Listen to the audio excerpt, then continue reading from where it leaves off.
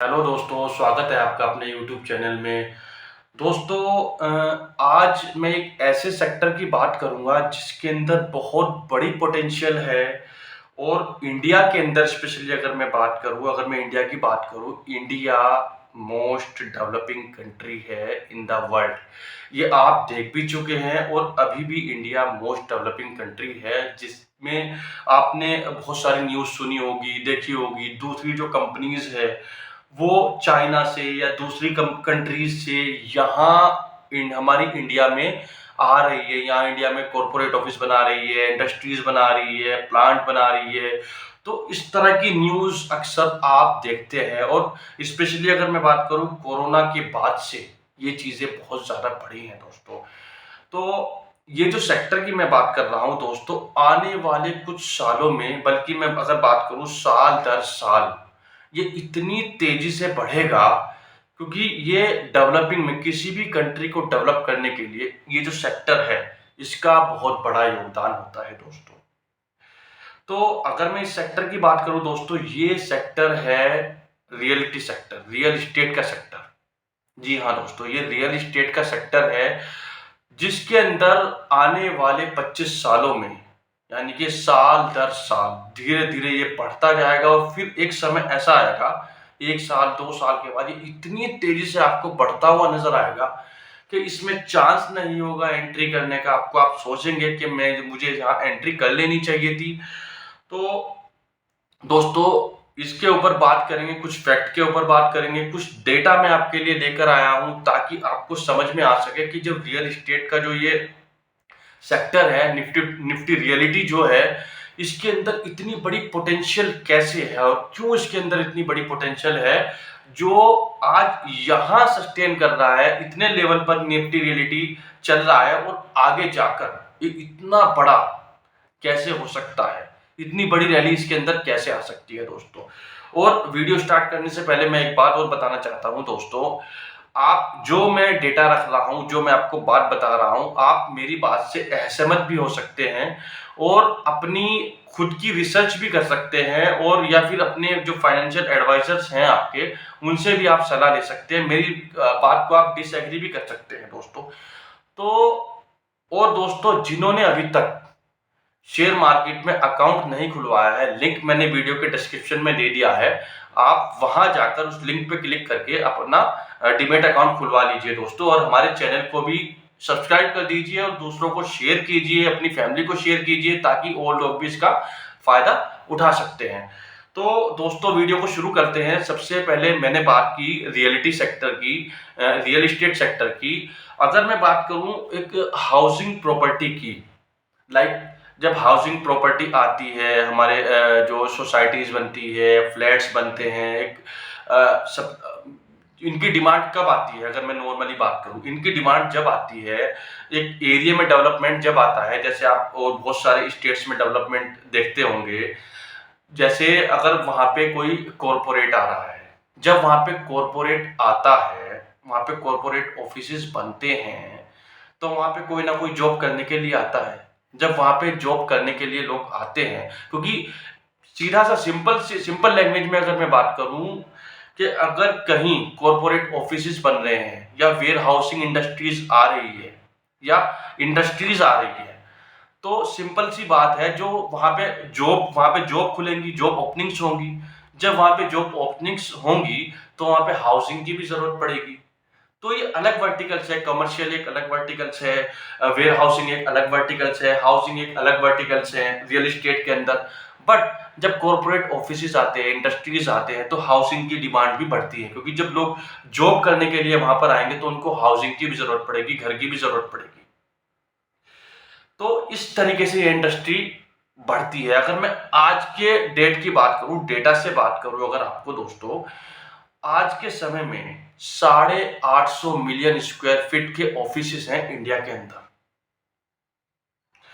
और ये डेटा बढ़ने वाला है। अगर मैं अगले 25 साल तक की, यानी 2047 तक की बात करूं, क्योंकि इंडिया मोस्ट डेवलपिंग कंट्री है और ये जो इंफ्रास्ट्रक्चर है, ये जो जिसकी मैं बात कर रहा हूँ, रियल एस्टेट की बात कर रहा हूँ, ये जो डेवलपमेंट हो रहा है, कंस्ट्रक्शन जो हो रहा है, इसी की वजह से, यही नींव है जो इतना बड़ा डेवलप्ड कंट्री बना करके देगा हमारे इंडिया को, हमारे देश को, और ये डेवलपिंग कंट्री है भी।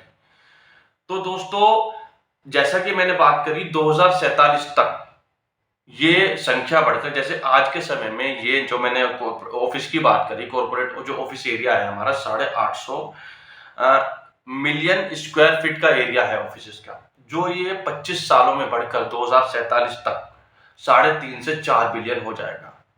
आप इससे अंदाजा लगा सकते हैं। ये मैं डेटा की बात कर रहा हूं, ये मैं फैक्ट की बात कर रहा हूं।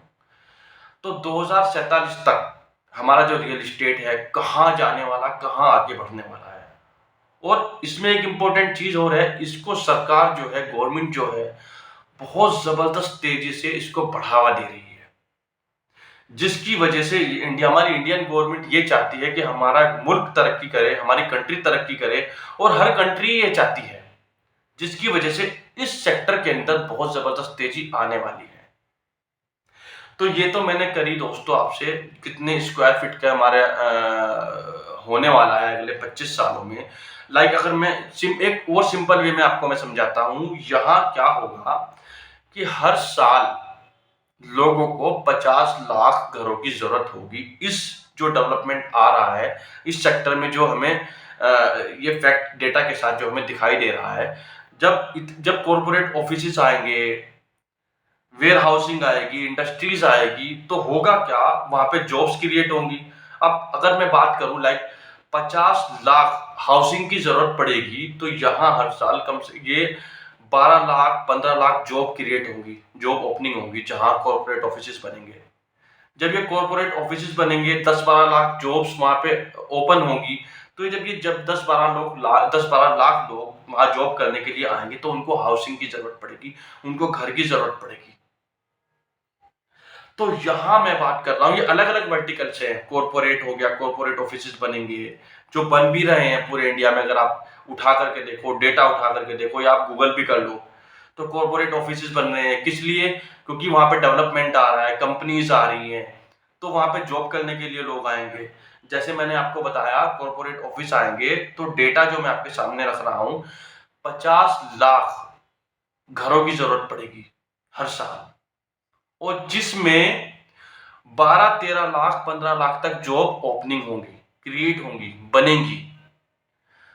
जो ये आंकड़ा है, ये 2047 तक 25 करोड़ हो जाएगा। 25 करोड़ घरों की जरूरत पड़ेगी, इनको बनाने की जरूरत पड़ेगी, जिसमें अहम योगदान होगा रियल एस्टेट कंपनी का।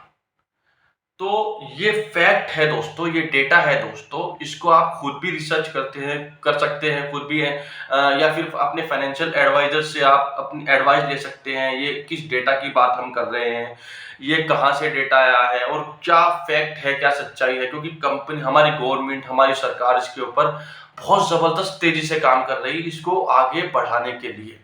और यही किसी भी कंट्री के लिए एक पिलर होता है, नींव होती है, इंफ्रास्ट्रक्चर को डेवलप करना। जब इंफ्रास्ट्रक्चर किसी भी कंट्री का डेवलप होता है, उसके साथ साथ वहां बहुत सारे कॉर्पोरेट ऑफिसेस आते हैं, वेयर हाउसिंग आती है, इंडस्ट्रीज आती है, फिर वहां पे जॉब्स ओपनिंग होती है। जब जॉब्स ओपनिंग होती है, तो हाउसिंग आती है, बहुत सारे कंस्ट्रक्शंस होते हैं। तो इसके साथ साथ रियल एस्टेट के साथ साथ मैं कहूंगा कि यहाँ पे कंस्ट्रक्शन कंपनी को भी बहुत मजबूती मिलने वाली है, बहुत ज्यादा बढ़ावा मिलने वाला है दोस्तों। तो ये सेक्टर अभी तक इतना ज्यादा चला नहीं है। इस सेक्टर में है दम, फंडामेंटली भी इस सेक्टर में दम है। जितनी भी इस सेक्टर के अंदर जितनी भी फंडामेंटल्स दमदार कंपनियां हैं, फंडामेंटली मजबूत हैं, उन कंपनी के ऊपर दांव खेला जा सकता है। दांव खेलने से पहले मैं आपको कहूंगा दोस्तों, खुद की रिसर्च कर लीजिए, फंडामेंटल एनालिसिस कर लीजिए, अपने फाइनेंशियल एडवाइजर से एडवाइस ले लीजिए। मेरी बात से आप बिल्कुल डिसएग्री हो सकते हैं, असहमत हो सकते हैं, क्योंकि ये मैं जो बात कर रहा हूँ फैक्ट के साथ बात कर रहा हूँ, डेटा के साथ बात कर रहा हूँ दोस्तों। तो यहाँ निफ्टी रियलिटी यानी कि रियल एस्टेट के सेक्टर बढ़ने वाला है, और कंस्ट्रक्शंस भी यहाँ पर बढ़ने वाला है दोस्तों। ये मैंने डेटा के साथ बात की दोस्तों। तो दोस्तों, वीडियो को करते हैं यही वाइंड अप। वीडियो अगर आपको अच्छी लगी है तो अपने दोस्तों को जरूर शेयर कीजिए, अपनी फैमिली में शेयर कीजिए, ताकि दूसरे लोग भी इसका फायदा उठा सकें। और चैनल को सब्सक्राइब कीजिए, वीडियो को लाइक कीजिए और दोस्तों कमेंट करके भी मुझे बताइए कि आपकी इसमें क्या राय है दोस्तों।